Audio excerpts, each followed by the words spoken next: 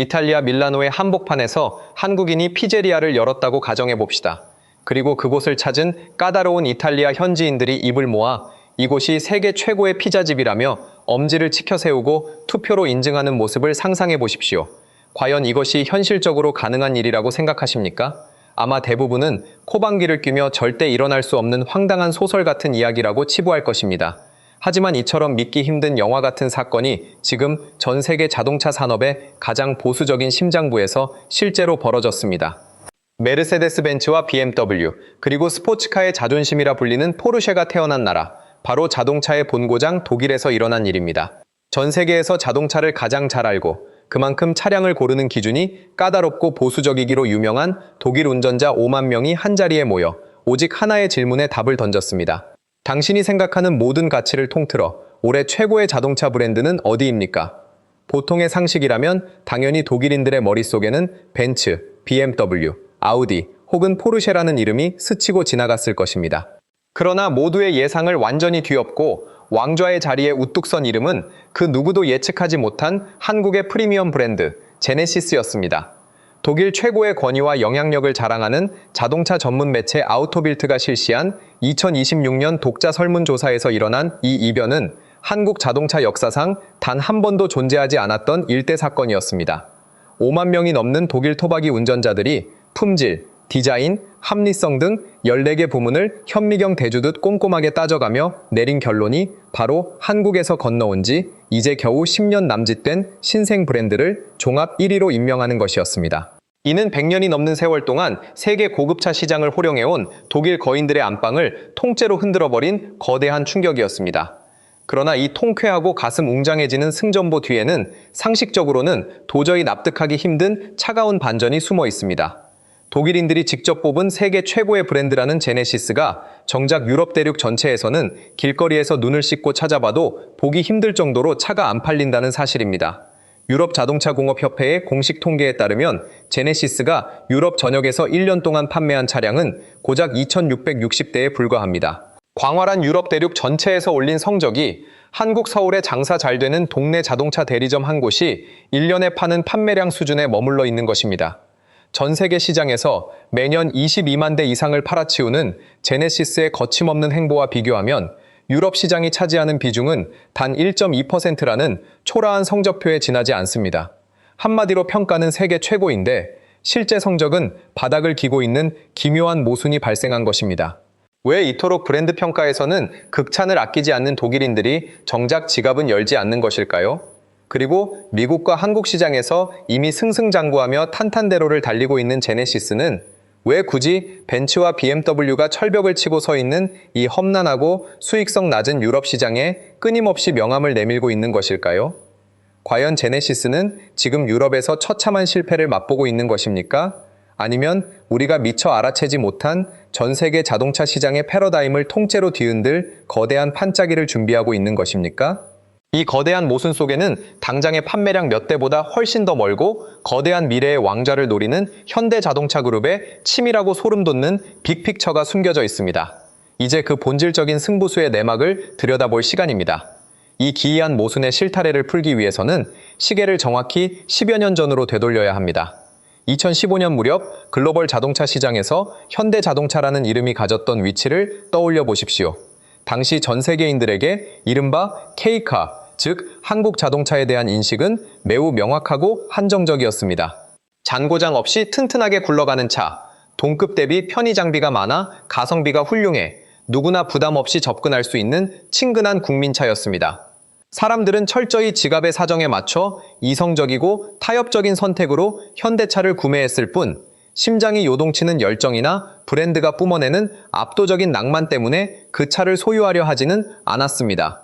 비유하자면 동네 어귀에서 누구나 편안하게 한 끼 배를 채울 수 있는 푸근하고 양 많은 동네 백반집과도 같은 굳건한 이미지가 현대차의 꼬리표였습니다. 그런데 2015년 11월 전 세계 자동차 업계를 발칵 뒤집어 놓은 깜짝 발표가 서울에서 열립니다. 당시 부회장이었던 정의선 현대차그룹 회장이 단상에 올라 기존의 대중차 이미지를 완전히 벗어던진 독립된 최고급 프리미엄 브랜드 제네시스의 출범을 공식 선언한 것입니다. 이는 마치 동네에서 제육볶음과 국밥을 잘 팔아 크게 성공한 식당 주인이 갑자기 최고급 식재료와 유럽의 수석 셰프들을 모아놓고 미슐랭 3미스타급의 럭셔리 파인 다이닝 레스토랑을 열겠다고 전 세계를 향해 선전포고를 한 것과 다름없는 파격적인 행보였습니다. 당연하게도 이 무모해 보이는 도전을 바라보는 서구권, 특히 럭셔리 자동차의 본고장인 유럽 업계의 시선은 싸늘하다 못해 노골적인 조롱에 가까웠습니다. 그들의 콧대는 하늘을 찌르고도 남을 만큼 높았고 그럴 만한 자격도 충분했기 때문입니다. 메르세데스 벤츠는 1886년 세계 최초의 자동차를 발명하며 무려 130년이 넘는 뼈대 있는 역사를 자랑했고 BMW 역시 100년이 넘는 긴 시간 동안 압도적인 주행 성능으로 전 세계 프리미엄의 기준을 독점해온 거인들이었습니다. 유럽인들의 깊은 뇌리 속에 고급차란 단순히 값비싼 가죽과 강력한 엔진을 조립해 만든 쇳덩어리가 아니라 수백 년에 걸쳐 켜켜이 쌓아 올린 브랜드의 고귀한 유산이자 귀족적인 자부심 그 자체였습니다. 그런 견고한 철옹성 같은 시장에 이제 막 자동차를 제대로 만들기 시작한 지 50년밖에 안 된 신흥국의 가성비 브랜드가 감히 유럽의 럭셔리 귀족들과 같은 샴페인 잔을 부딪히겠다고 나섰으니 비웃음을 사는 것은 어쩌면 당연한 수순이었습니다. 미국 시장을 휩쓸며 전 세계를 호령하던 일본 토요타의 프리미엄 브랜드 렉서스조차 유독 자존심 강한 유럽 시장에서는 오랫동안 고전을 면치 못하며 철저히 외면받은 과거가 있었기 때문입니다. 세계를 제패한 렉서스조차 뚫어내지 못한 굳건한 유럽의 벽을 이제 막 걸음마를 뗀 제네시스가 넘는다는 것은 달걀로 바위를 치는 것보다 헛된 망상으로 치부되었습니다. 쏟아지는 회의론과 멸시 어린 시선 속에서도 정의선 회장은 이 거대한 프로젝트를 우직하고 단호하게 밀어붙였습니다. 그가 제네시스 브랜드 출범 당시 단상에서 남긴 한마디는 단순한 출사표를 넘어 지금까지도 경영 전략의 핵심을 관통하는 역사적인 발언으로 회자되고 있습니다. 그는 우리가 이토록 어려운 험지에 뛰어들며 새로운 도전을 하는 이유는 오직 고객에게 있습니다. 단기적으로 차를 몇 대 더 팔아 돈을 벌겠다는 것이 아니라 더 좋은 차로 고객의 라이프 스타일에 완전히 새로운 경험과 가치를 제공하기 위함입니다. 라고 선언했습니다. 당시 수많은 언론과 경쟁사들은 이 말을 신생 브랜드가 을에 내뱉는 우만함으로 치부했습니다. 기업의 본질이 이윤 추구인데 돈이 목적이 아니라는 선언은 쉽게 납득하기 어려웠기 때문입니다. 하지만 이 우아하고 담담한 선언의 이면을 꿰뚫어보면 그 깊은 곳에는 뼈를 깎는 고통과 등골이 서늘해지는 생존에 대한 처절한 공포가 도사리고 있었습니다.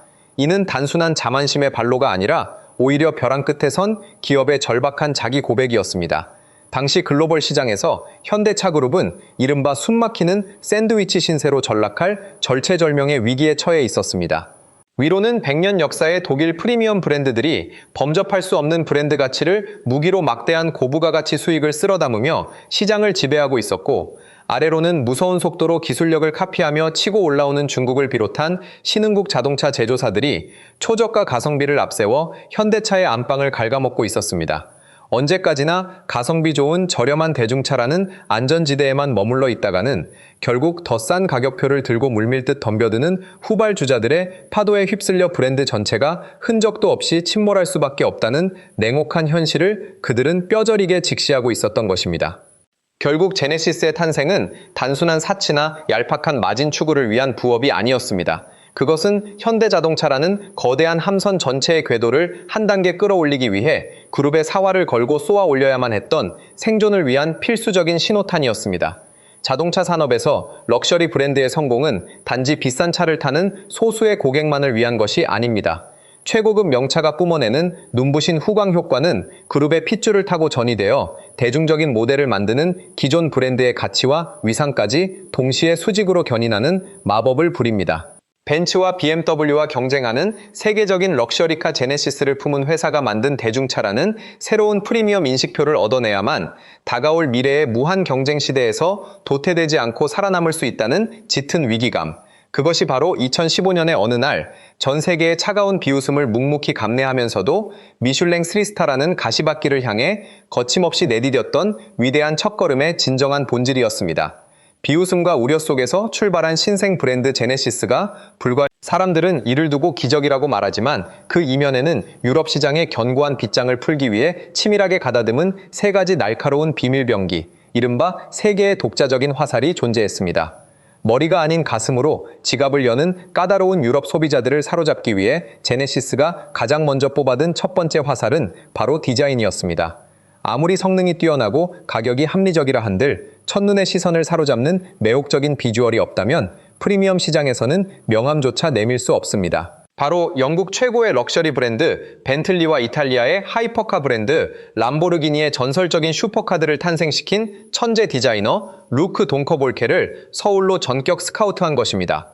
유럽 명차의 정점을 디자인하던 거장이 신생 한국 브랜드에 합류한다는 소식은 그 자체로 거대한 충격이었습니다.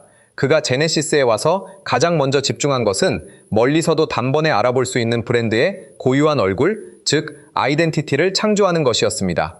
그렇게 탄생한 것이 바로 전설적인 두 줄 디자인입니다. 제네시스 차량의 앞뒤를 가로지르는 두 줄의 헤드램프와 리어램프는 단순한 전등이 아니라 어두운 도심 속이나 아우토반 위에서도 저기 제네시스가 지나간다라는 감탄을 직관적으로 자아내는 빛의 친필 사인이 되었습니다. 날개를 펼친 듯한 윙페이스 엠블럼과 조화를 이룬 이 파격적이고도 우아한 디자인은 전통과 예술적 안목에 대한 자부심이 하늘을 찌르는 유럽인들의 신미안해며 평론가들의 극찬을 끌어낸 것입니다.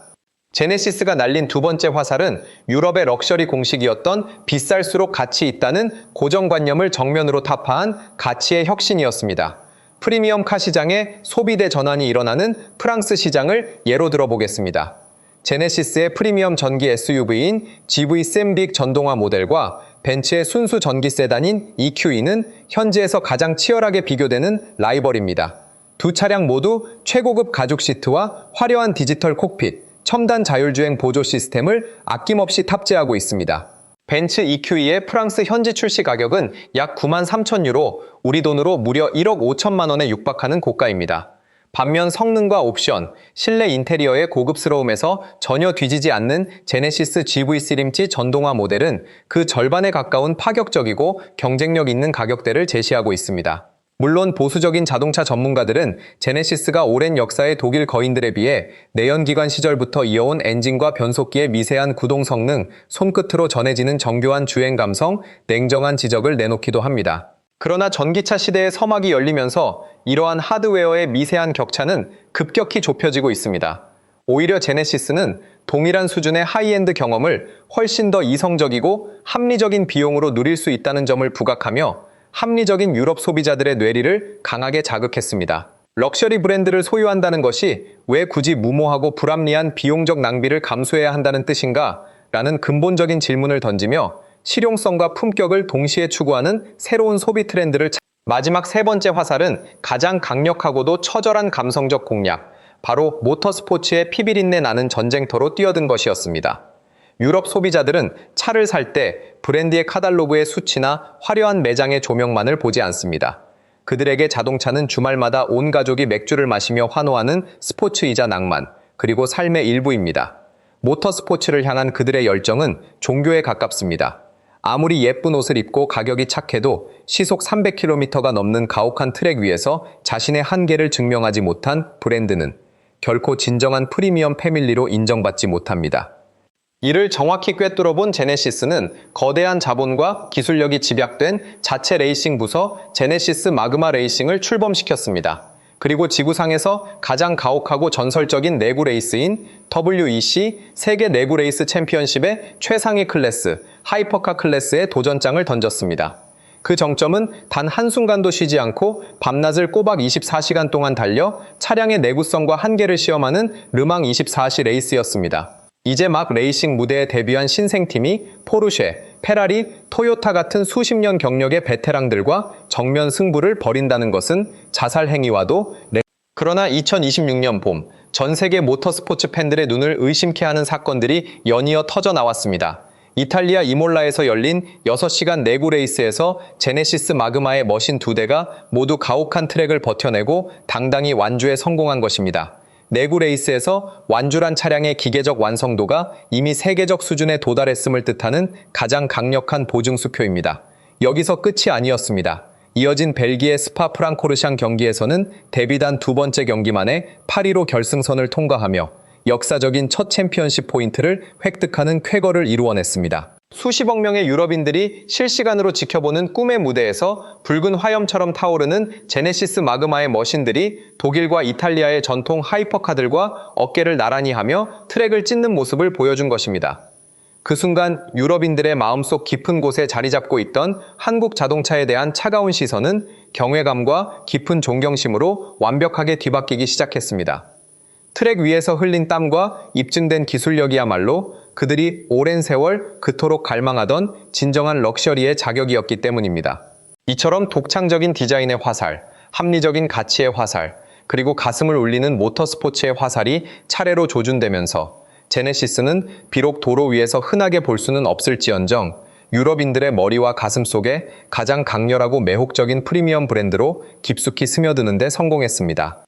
유럽 전역에서 1년 동안 고작 2660대라는 초라한 성적표를 거두고도 미소를 짓는 브랜드가 있다면 당신은 믿으시겠습니까? 보통의 대중차 브랜드라면 당장 유럽 법인장이 경질되고 비상대책위원회가 소집되어야 할 심각한 위기 상황입니다. 하지만 제네시스의 시선은 당장의 판매량이라는 숫자에 얽매여 있지 않습니다. 왜냐하면 이 1.2%라는 지극히 미미한 시장 점유율과 2660대라는 초라한 수치는 실패의 증거가 아니라 철저하게 계산된 제네시스의 의도된 지연이자 멀리 가기 위해 천천히 걷는 전략의 핵심이기 때문입니다. 자본주의 시장에서 새로운 판을 짜는 대다수의 기업은 초기에 천문학적인 광고비를 쏟아붓고 출혈 경쟁을 감수하며 어떻게든 길거리에 차를 많이 깔기 위해 안달이 나기 마련입니다. 연말이 되면 대대적인 할인 행사를 진행하고 딜러들에게 인센티브를 쥐어주며 밀어내기 판매를 감행하는 것이 우리가 아는 상식적인 마케팅 공식입니다. 그러나 제네시스는 유럽에서 완벽하게 그 반대의 길을 걸어왔습니다. 전단지를 돌리며 우리 차를 사달라고 애원하는 대신 르망 24시 레이스에 수천억 원을 투자하고 디자인 가치를 정립하며 아우토빌트 평가에서 1위를 차지하는 데만 모든 역량을 집중했습니다. 왜 그런 무모한 짓을 벌였을까요? 그 해답은 바로 프리미엄 럭셔리 브랜드가 지닌 희소성과 독점성의 본질에 있습니다. 역사와 전통이 전무한 신생 브랜드가 초기부터 대량 판매에 열을 올리게 되면 소비자들의 마음속에는 단숨에 저렴한 이미지가 박혀버립니다. 만약 제네시스가 당장의 도심 도로 위를 점령하기 위해 무리한 할인 정책을 펼쳤다면 유럽인들은 제네시스를 벤츠의 라이벌이 아니라 그저 조금 더 보태서 살만한 화려한 현대자동차의 업그레이드 버전으로 치부해버렸을 것이 자명합니다. 뼈대 있는 명문가로 인정받기 전까지는 스스로 몸값을 높이고 귀하게 행동해야만 진정한 귀족의 품격이 완성됩니다. 지금 제네시스는 차를 팔고 있는 것이 아니라 10년 뒤 혹은 20년 뒤에 만개할 브랜드의 고귀한 지위를 대중의 무의식 속에 조용히 주입하고 있는 중입니다. 봄에 씨앗을 뿌린 농부가 당장 싹이 나지 않는다고 흙을 파헤치며 조바심을 내지 않듯 그들은 지금 수확이 아닌 파종의 시간을 철저히 즐기고 있는 것입니다.